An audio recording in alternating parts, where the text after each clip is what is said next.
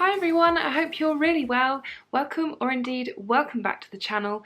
If you are new, don't forget to hit subscribe because today it's time for September's best and worst of beauty. Yes, I cannot actually believe it. It's the end of September, although in fairness, this month does seem like it's lasted a little while. Maybe that's because I'm working now, I'm not sure.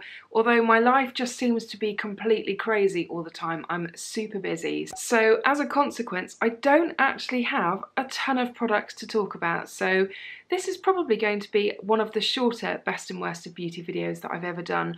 But nonetheless, I still have some quite exciting stuff to talk about, and some stuff to talk about that's also not so great either. So let's get on with it. What I've been using this month, what I've been really liking, and what I've just not been liking quite so much. It turns out that I actually have 3 lip products that I want to talk about, so we may as well do them all at the same time, I guess. The first of which is this one, and I'm not even going to attempt to pronounce where this is from because I will butcher it and embarrass myself.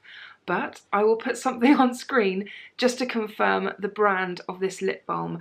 I only heard about this through Victoria Health, which is where I buy all of my products from DCM, or at least most of the products that I would buy from DCM. So products from like Hylamide or The Ordinary, and they send out really comprehensive newsletters about new products they're bringing on.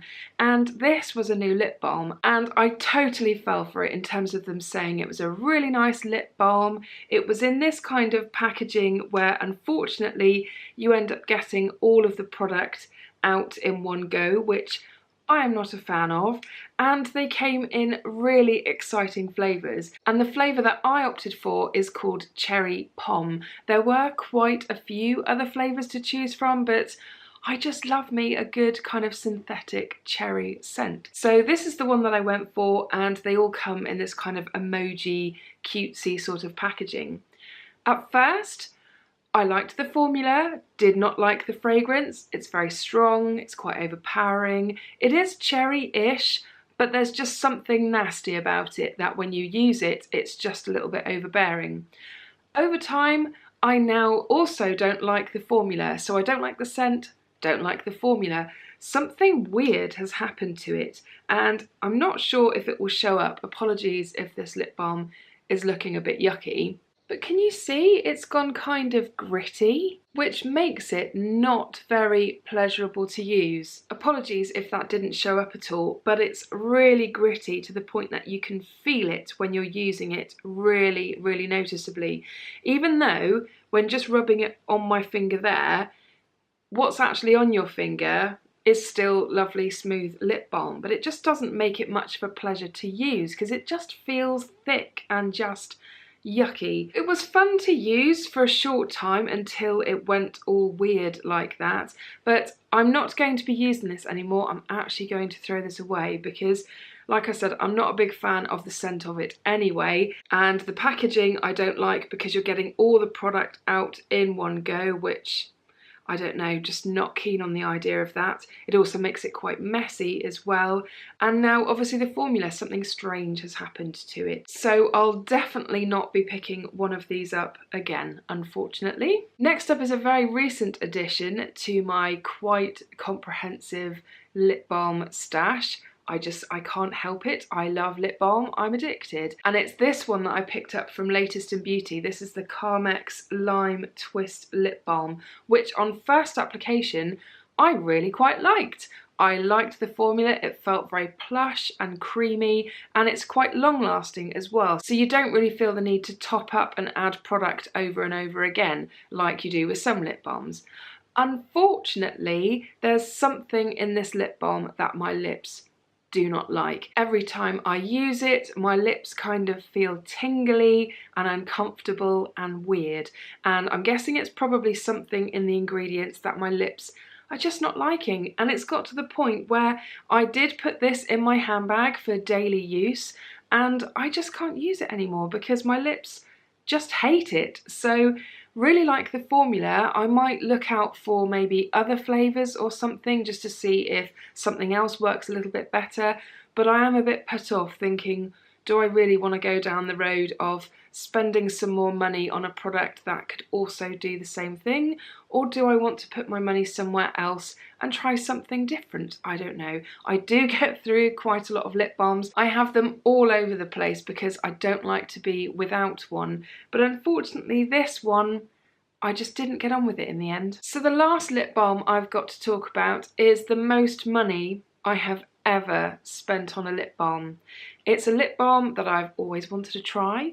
I was unbelievably excited to see that there was an offer recently, which was to buy one of these and get a little mini one to go with it as well. Notice how there's nothing in my hand right now because the mini did not turn up and I'm still trying to get to the bottom of what happened there. So quite gutted about that because that's the only reason why I placed the order for this. This is from the company Fresh and it's their sugar lip treatment, and I have wanted to try one of these for such a long time. It's been years and years. I did a lot of research on which shade to go for because there is one which doesn't have a shade, but there are also others which do come with some quite pigmented colours actually. So I actually went for the nude one in the end because when I looked at swatches online, I believed that it would just be a very light wash of colour to the lips that would just give them a little bit of interest, because as much as I like to chuck lip balm on, sometimes it's nice to have a little bit of colour in there as well. Unfortunately, this is not quite the colour for me. I absolutely love the formula. The formula is amazing. It's probably the best lip balm I've ever tried in this kind of format, in the stick format. But yeah, unfortunately, this colour just was not what I thought it was going to be. It's okay, but what I find is when I put it on, it goes really quite frosty, a lot more frosty looking than I was expecting. I was expecting more of a sheer colour instead of that sort of pearly frostiness to it. Had I have realised that it had that in there, I would have definitely picked up a different colour, because what I find I have to do is actually go over and blot a little bit and just rub it in, because the frostiness kind of gathers as well and it just doesn't look very attractive. So really unfortunate in terms of the colour choice here. I'm sure the other ones are absolutely fabulous. I do like how the colour looks once I've kind of wiped some of the product away, and this even happens when I just do maybe my top lip and then I rub my lips together and distribute the colour. It can still sometimes kind of gather a bit and just look a little bit much, you know? So unfortunately, I wouldn't get this colour again, but in terms of the formula, it's absolutely gorgeous. It smells like kind of sweet lemon meringue pie or something. The formula is beautiful and it's very long lasting, so it gets a lot of ticks there. I do really like the packaging. I like the fact that the lid twists on and off, so it's not going to come undone and cause a mess of anywhere else. It's also really weighty as well. This is the full size one and it's got quite a bit of weight in this packaging because you do actually only get 4.3 grams of product in here. I think this was around the £20 mark, which is shocking. But like I said, the only reason why I placed this order was in the hope to get, I think it was the shade Rose, which looks beautiful in a mini form. So I'm really hoping that one turns up and I can show that one to you guys, because I'd really like to try some of the other colours now. Unfortunately, they are just ridiculously expensive. So this was a treat, and unfortunately it didn't quite work out how I wanted it to, but I'm hoping that I'll be able to try some of the other colours and I'll find something that I really do like, because I know that they usually come out with like a holiday collection of lots of different colours of the minis ones. So now that I know I like the formula, that's probably going to be going on my Christmas list, I think. Next up, I have this mascara from Lancome, and it's their Mr. Big or Monsieur Big mascara. You would have seen me use this in, I think, was it my last Get Ready With Me? And I was so impressed with the amount of length and oomph and everything that this mascara gave my lashes.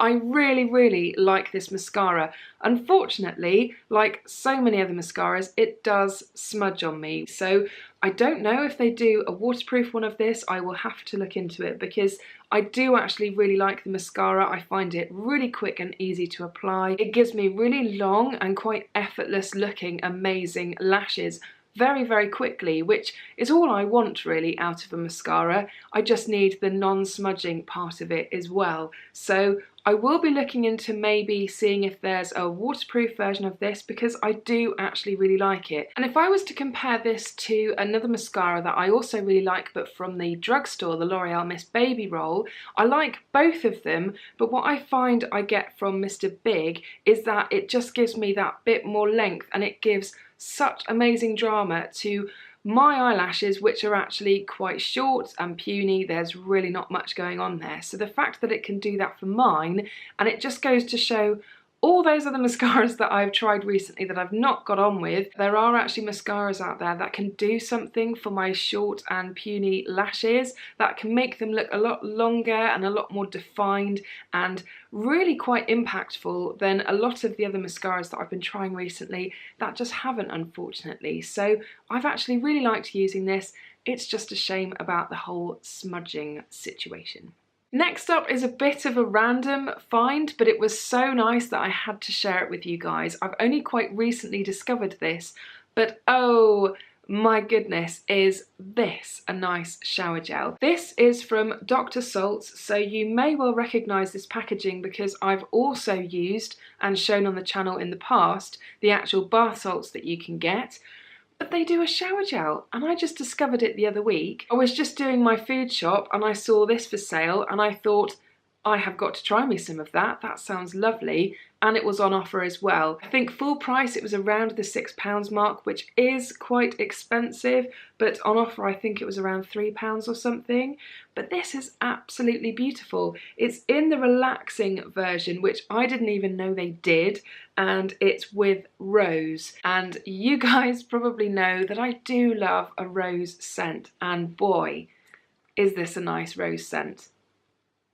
It's the kind of rose scent that's almost like Turkish Delight. It's got that real sweety kind of quality to it, which I personally really like, and it was really unexpected. It claims to help relieve stress, relaxes tired muscles, and cleanses and calms the skin.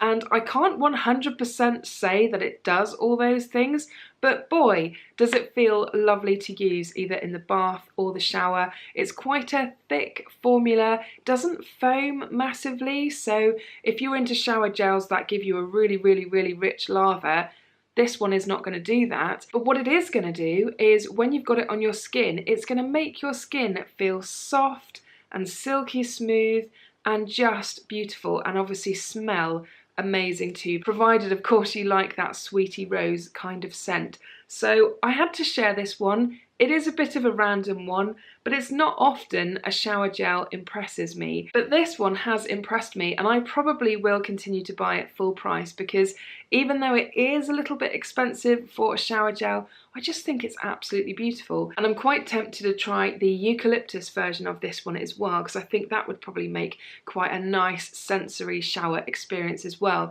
once you've got all the steam from the shower going too.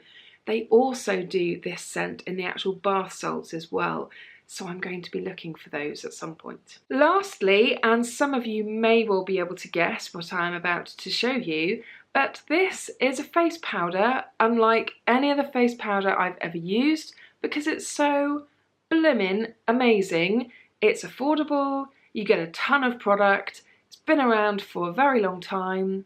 Can you guess what it is? Of course you can guess what it is, because I've talked about this quite a few times now, I think. It's this product from Coty, and it's their Airspun loose face powder, and this is in translucent. And I'm not going to hold it up and wave it around too much because I've still not taped the holes inside of this, because unfortunately one quirk of this packaging is the holes inside are too big and it becomes very easy to get far too much product out. But I've got a bit better with practice. I'm trying to make sure any product I want to use, I just gently tap it into the lid and then use what's in the lid, and then whatever I don't use just gets popped back in again. The smell is really strong, just taking the lid off. It's a really perfumed, strong scent, which I know that quite a few of you are probably not going to like about this, because it's probably the most off-putting thing, and I actually wish they would take the fragrance out, because although the fragrance dies down, when you're using the product and you're actually putting it on your face, it makes you really aware of the fact that you're putting this powder on your face, and you can't really escape from it because you're putting it on your face and around your nose. So it doesn't need that fragrance in there. I do wish that they would take it out. But this face powder is amazing. It's transformed some of my most difficult performing foundations in terms of my oiliness into actually, yes, I can wear these foundations and I know I'm going to be fine. One thing I have found with this powder is I can't just dip my powder brush into it, because for some reason it just chokes up my brush very, very quickly, and I learnt that very quickly when I did pick this powder up. So what I've been doing instead is I've just been using a damp blending sponge, dipping it in and then patting it on my face. A little bit like baking, I suppose, but it's baking in a way that makes it very user-friendly. It's not terrifying at all. And then any residual product that's left, I just sweep my face over with my brush and I'm good to go. And I've got a really nicely flawless looking face, and I'm just the happiest bunny ever, because this powder, like I said, is so affordable. I think I picked this up for like $11.99. You get 65 grams worth of product in here, which when you compare it to most other loose powders, I think you get about 10 grams of product. So absolutely huge difference there. So not only is it affordable, even if you worked it out gram for gram, this is ridiculously affordable, but it actually performs really well as well, and it doesn't make your face look cakey at all. And I don't quite know how that works, because I've really layered this stuff on to test it and it just doesn't go cakey at all. You can just brush away any excess and it just locks in your foundation for the whole day. So super impressed with this stuff. Cannot recommend it highly enough, and I think I will be picking up a pot of it for my 2,000 subscriber giveaway, because I just love it that much. Okay, that's everything. Like I said, it wasn't a huge amount to go through this month, but I still feel like I had some quite exciting stuff to talk about, as well as a few duds as well. But we can't have it every single month when we try new things. I try new things quite a lot. This is why I'm on YouTube, so I can test stuff out and let you guys know what I think of it. So if you have any recommendations for products you think I would like, or stuff you'd want me to check out because you're not sure whether it's any good or not, then let me know in the comments and I will certainly check it out and see what I can do, because like I said, I do really like testing out new things. If you enjoyed this video, I would really appreciate a thumbs up down below, because it does really help support my channel. And if you are new and would like to subscribe to see more content like this from me in the future, I will pop a button just here so you can click it and get notified of new content as and when it gets uploaded. And if you've not seen my last video, I will pop a link to that one just up here so you can click it and check that one out too. Anyway, I hope you're all really well, and I will see you again soon. Bye!